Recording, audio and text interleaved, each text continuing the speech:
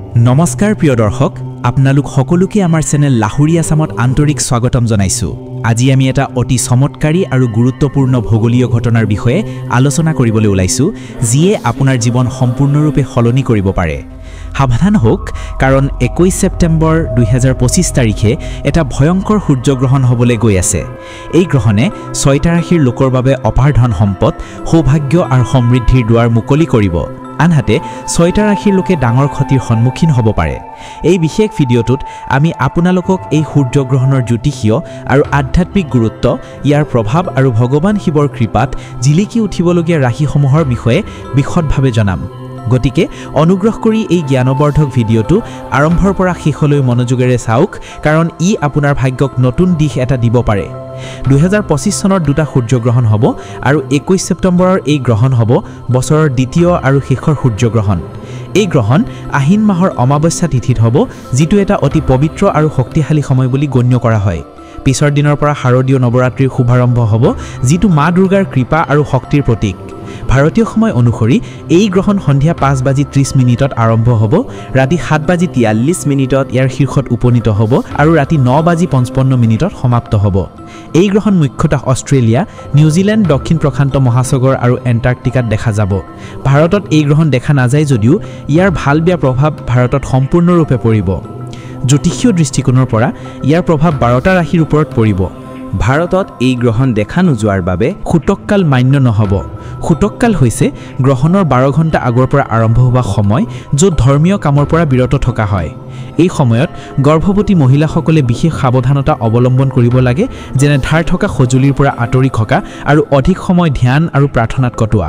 যদিও ভাৰতত সূতককাল পালন কৰাৰ প্ৰয়োজন নাই, তথাপিও এই গ্ৰহণৰ জ্যোতিষীয় প্ৰভাৱ 6টা ৰাশিৰ ওপৰত বিশেষভাৱে শুভ হ'ব।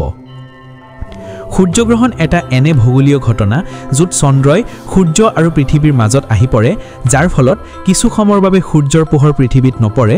জ্যোতিষশাস্ত্ৰত সূৰ্যক আত্মা, শক্তি আৰু জীৱনী শক্তিৰ প্ৰতীক বুলি গণ্য কৰা হয়। এই গ্ৰহণৰ প্ৰভাৱ সকলো ৰাশিৰ ওপৰত বেলেগ বেলেগ হ'ব, কিন্তু ইয়াক বিশেষভাৱে চমৎকাৰী বুলি কোৱা হৈছে। এই সময় জ্যোতিষীয় দৃষ্টিকোণৰ পৰা গুৰুত্বপূৰ্ণ হোৱাৰ লগতে আধ্যাত্মিকভাৱেও এটা বিৰল সুযোগ।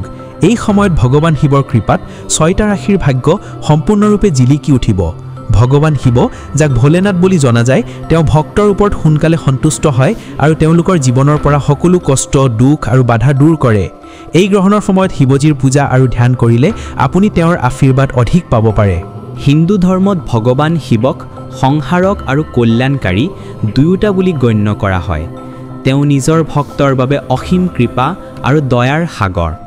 যিসকলে সত্য, ধৰ্ম আৰু নেক কৰ্মৰ পথত আগবাঢ়ে, তেওঁলোকৰ জীৱনত ভগৱান শিৱে সুখ, শান্তি আৰু সমৃদ্ধি আনে।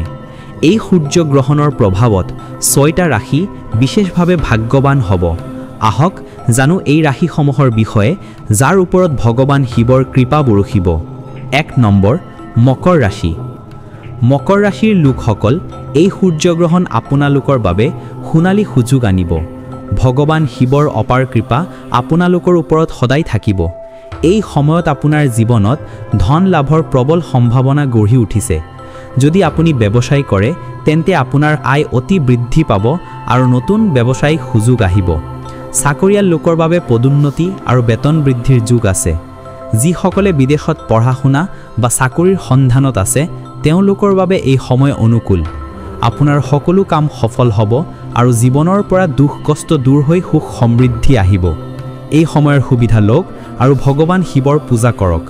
2 নম্বৰ, মেষ ৰাশি। মেষ ৰাশিৰ লোকসকল, ভগৱান শিৱে আপোনালোকৰ ওপৰত অতি সন্তুষ্ট। এই গ্ৰহণৰ পিছত আপোনাৰ জীৱনত নতুন সম্ভাৱনা মুকলি হ'ব। আপোনাৰ পৰিশ্ৰমৰ ফল পাব আৰু সমাজত আপোনাৰ মান সন্মান বাঢ়িব। নতুন পৰিকল্পনা আৰম্ভ কৰাৰ বাবে এই সময় শুভ। ধন লাভৰ বহু সুযোগ আপোনাৰ সন্মুখত আহিব আৰু পৰিয়ালত সুখ শান্তিৰ পৰিৱেশ থাকিব। হঠাৎ ধন প্ৰাপ্তিৰ যোগো গঢ়ি উঠিছে। এই সময়ত ইতিবাচক মনোভাৱ বজাই ৰাখক আৰু ভগৱান শিৱৰ ধ্যান কৰক। 3 নম্বৰ, কন্যা ৰাশি। কন্যা ৰাশিৰ লোকসকল, ভগৱান শিৱৰ কৃপাত আপোনাৰ ভাগ্য জিলিকি উঠিব। ব্যৱসায়ত বৃদ্ধি হ'ব আৰু চাকৰিয়াল লোকসকলে পদোন্নতি আৰু বেতন বৃদ্ধি পাব। বিদেশত চাকৰিৰ সপোন দেখা লোকসকলৰ বাবে এই সময় সপোন পূৰণৰ। সন্তান প্ৰাপ্তিৰ ইচ্ছা ৰখাসকলৰ মনোকামনা পূৰণ হ'ব। প্ৰেম সম্পৰ্ক মজবুত হ'ব আৰু নতুন বাহন বা সম্পত্তি কিনাৰ পৰিকল্পনা সফল হ'ব। এই গ্ৰহণৰ প্ৰভাৱত আপোনাৰ জীৱন সুখময় হ'ব। 4 নম্বৰ, সিংহ ৰাশি। সিংহ ৰাশিৰ লোকসকল, এই সময় আপোনালোকৰ বাবে অত্যন্ত শুভ আৰু ফলদায়ক। ভগৱান শিৱৰ কৃপাত আপোনালোকে মান, সন্মান, ধন লাভ আৰু সামাজিক প্ৰতিষ্ঠা পাব। ব্যৱসায়ৰ উন্নতি হ'ব আৰু চাকৰিটো পদোন্নতিৰ যুগ গঢ়ি উঠিছে। পৰিয়ালত সুখ শান্তিৰ পৰিৱেশ থাকিব আৰু সন্তান প্ৰাপ্তিৰ কামনা পূৰণ হ'ব। এই সময়ত নতুন আৰম্ভণিৰ বাবে সাজু থাকক, কাৰণ আপোনাৰ জীৱনত সুখৰ বৰষুণ হ'ব। 5 নম্বৰ, ধনু ৰাশিৰ লোকসকল, ভগৱান শিৱৰ কৃপাত আপোনালোকৰ বাবে শুভ সংবাদ আহিব। ৰখি থোৱা কামবোৰ সম্পূৰ্ণ হ'ব আৰু পৰিয়াল বন্ধুৰ পৰা সম্পূৰ্ণ সহযোগ পাব। ধন সম্পৰ্কীয় সকলো কাম সফল হ'ব আৰু আয় বৃদ্ধি পাব। চাকৰিয়াল লোকসকলে পদোন্নতি আৰু বেতন বৃদ্ধিৰ সুযোগ পাব। এই গ্ৰহণৰ পিছত আপোনাৰ জীৱনৰ সকলো সমস্যাৰ অন্ত হ'ব আৰু সুখ শান্তিৰ নতুন যুগ আৰম্ভ হ'ব। 6 নম্বৰ, কুম্ভ ৰাশি। কুম্ভ ৰাশিৰ লোকসকল, ভগৱান শিৱৰ বিশেষ কৃপাত আপোনাৰ জীৱনত সুখৰ ভাণ্ডাৰ আহিব। ব্যৱসায়ৰ অপাৰ লাভ হ'ব আৰু চাকৰিত উন্নতিৰ যুগ গঢ়ি উঠিছে। ৰখি থোৱা ধন ঘূৰি আহিব আৰু ব্যৱসায়ৰ সকলো বাধা দূৰ হ'ব। চাকৰিৰ সন্ধানত থকা লোকসকলে মন পচন্দ চাকৰি পাব। ভগৱান শনিদেৱৰ কৃপাও আপোনাৰ সৈতে আছে। এই সময়ৰ সম্পূৰ্ণ সুবিধা লওক।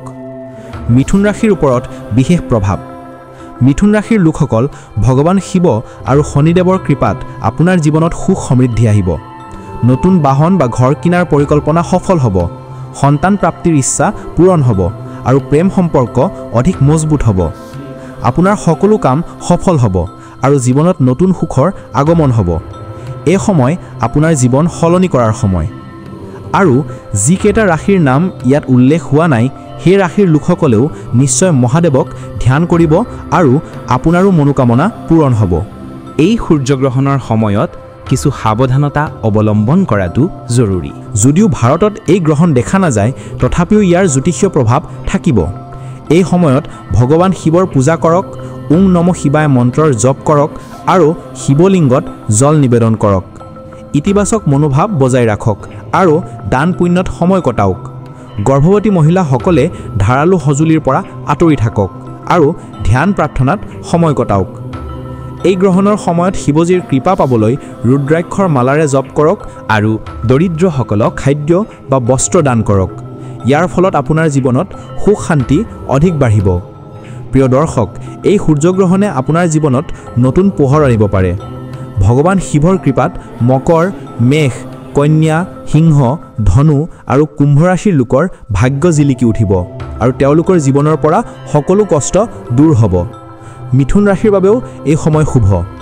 এই ভিডিঅ'টো শেষলৈ চোৱাৰ বাবে ধন্যবাদ আৰু কমেণ্টত লিখক হৰ হৰ মহাদেৱ।